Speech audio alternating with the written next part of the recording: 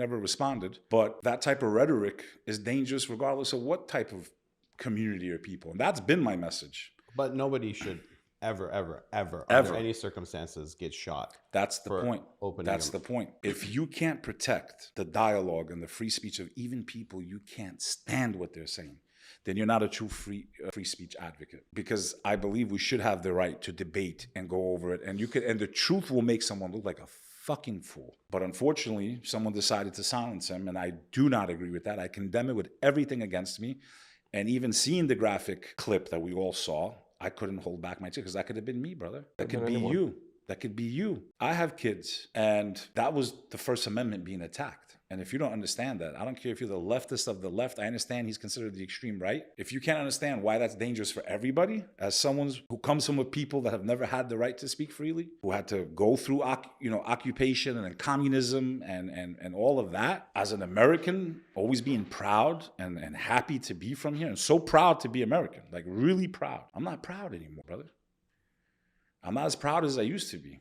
And then I start noticing the game, suppressing, algorithms, shadow banning. We're not free. There needs to be an amendment to the US Constitution, period. That the social media apps are now the public squares. We've seen the power of social media can topple governments, color revolutions, interfere with elections. There should be no suppression at all. Anyone calling for violence and murder, okay, yeah, if you need to ban them. But I'm talking about just free speech. You had what did he say, Zuckerberg? I was pressured. They pressured me to suppress anyone that was going against the treatments. What else do you want to know about the country we live in? I think the issue is... How dangerous is that? I'm asking you. How dangerous was that? He admitted it. This whole company should have fucking crashed to the ground. You're playing God to not allow people to push back on something they're putting into their body. Are they now going to help my friend who can't move her left arm the second she put it into her?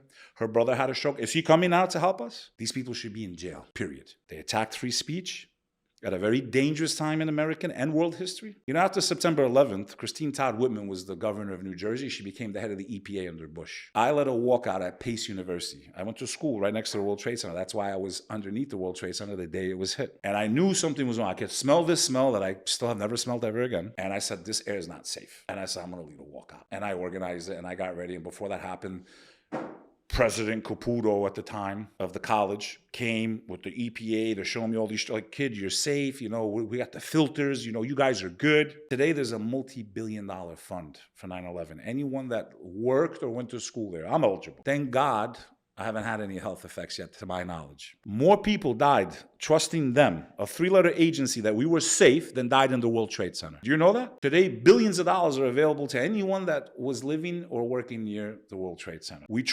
I trusted them once with my health, never again. But Beck, as bad as you might think that it is with the social media, I mean, I agree with you. They shouldn't. Free speech should be free speech. Needs to be an amendment. Constitution, these are the public squares. I just think we're still in the best country in the world. I mean, I'm not saying we're not. Nowhere else in the world. If this country falls, we're finished. Oh, yeah. We're done. I can tell you that. My people wouldn't be free. Well, nobody if America would be free. America's done. Kosovo is free because of America. If America falls, we're done. We're finished. This nation helped lift the whole world. If you trace it out of a lot of it out of poverty, even though we're kind of going back the other way now, unfortunately. But it was the greatest, ever in history. The opportunities you had compared to anything else that was out there. But I feel like it's getting better. Do you not feel like the country's getting better? I don't know. I don't know. What do you think? I feel like maybe you guys have the sunlight out here, the weeds good in California.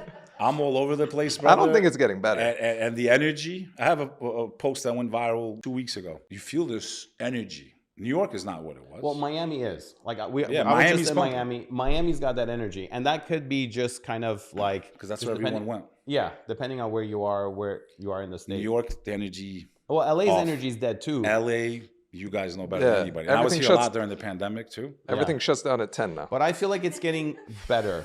Look, it better was on hell. this aspect. No. Better in which way? 2-3 years ago. Dude, 2-3 years ago, you could not walk out in the street. Before they played the game that they did. Before they shut the world down. Compared to that energy. But nobody knew what they were doing. You had a bunch of people that had no idea what they were doing. Fauci knew what he was doing. Fauci, bro. He knew what he was doing. Yeah, we don't have no gain of function. We don't have no gain of. How's he not in handcuffs, bro? You're answering that under oath, lying. Oh no, there's no lab. There's my family. I lost family in that too. In the first 2 weeks, I lost over 12 or 13 people. Well, there's a reason why nobody They really deserve trusts the justice. news now. You know what I mean? Like, there's a reason why nobody really watches the news anymore. There's a reason why people turn to Twitter or X Or to you. get their information, or just podcasts. Yeah, podcasters that are getting the information, because you just can't really rely on the traditional media anymore, because there's an agenda behind it, and you have to do your own research. And I mean, I feel like we have a lot more access to information now than we did 4 or 5 years ago. Dude, 4 or 5 years ago, I would watch CNN and I'm like, okay, it must be true. And now I'm like, bro, are you kidding me? CNN, Fox? I watch them all. And I'm like, you're telling the same story with like 7 different versions of the same story. And they're late too now. All of them. Yeah. And you have to go online. They can't beat the person with their phone. Yeah. I can't tell you the last time I did watch the news. I watch it all just to get all their version. I'll watch CNN's version, Fox News, MSNBC. I watch all of their version. Then I go on Twitter.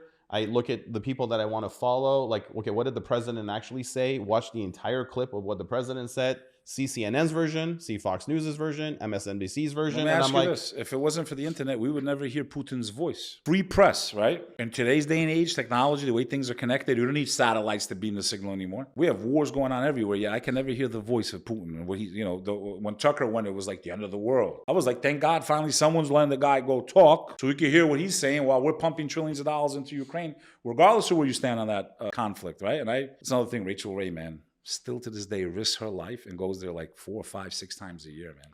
I want to get in that, actually, the topic. I had her on my show for that. We were raising money, and she's like literally with her own money risks her life and flies. It's too dangerous now. She was going to Lviv a lot, to the orphanages, and very brave woman, Rachel Ray. The military guys we talk to, the senior officials, not senior officials, but like really CIA guys, they all say that the reason why U.S. is pumping so much things is because we're testing out logistics worldwide to see how to operate and move military equipment around the world without really getting involved in a war.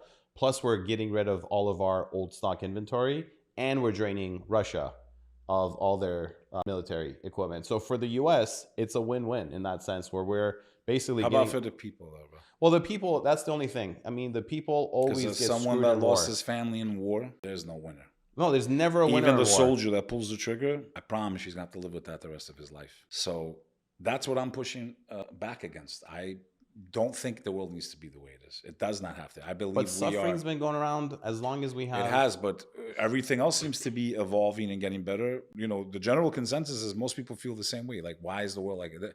Oh, that's just the way it is. No, it doesn't have to be. Well, we're seeing more of it. Yeah. It's always been like this. It's never been. I mean, like, we're not supposed to have a paradise where we all live in paradise. You're supposed to have rough times. I think if human beings use their free will, the gift that God gave us, the right way, and we follow those 10 rules you guys have on that wall right there, 10 commandments for those that can't see it, this place would be heaven on earth. 10 simple rules. We had that with Adam and Eve. We had paradise, and what did we do? We couldn't. We as humans cannot. We had to grab the apple. Right? We had to grab the apple. Again, I don't think humans know how to keep peace. I think there's always going to be chaos, and in that chaos, we have the cycle of the strong men make good times make weak men, and then so I believe forth. There's an element of truth to that also. I believe that we've been spoiled for a long time. We haven't had any real conflict in the U.S. for us to really do anything but complain. And that was one of the blessings as a younger man, going back to Kosovo when it was under military occupation, going to Albania right after the fall of communism. I couldn't wait to get the fuck out of there. I couldn't believe the conditions my family lived in. I was like, it made me so grateful to be an American. It made me so grateful.